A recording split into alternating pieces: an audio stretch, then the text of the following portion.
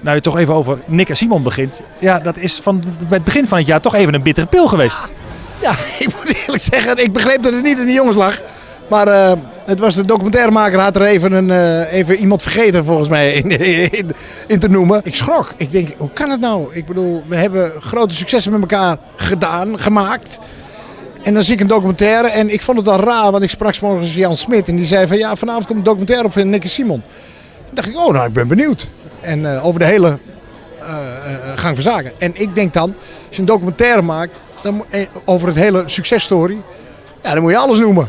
En ik denk, nou, ik ben benieuwd wat ik dan te zeggen heb. En nou, het bleek dus niet veel te zijn, eigenlijk niks. Dus, maar goed, dat is, ja, dat bleek, de documentairemaker bleek niet goed geïnformeerd te zijn. En nou goed, ik was wel eventjes, ik dacht van, dit is een teleurstelling. Ja, ik heb een enorme kwaaie bui, dat geloof ik lopen twitteren op een of andere manier. Ah goed, dat zeg je in een opwelling, dat is emotie. En ze hangen nog vier en vrolijk aan de wand en ik ben er nog steeds heel erg trots op. Ik doe heel veel zaken met Volendam Music en nu het nieuwe project Ancora zijn ze ook weer bij betrokken. Zeg ik, Tim en Monique is gebeurd in de studio bij ons. Met alle muzikanten werken we samen, we doen heel veel zaken samen. Dus maar dat kan gebeuren, als je met elkaar intensief samenwerkt.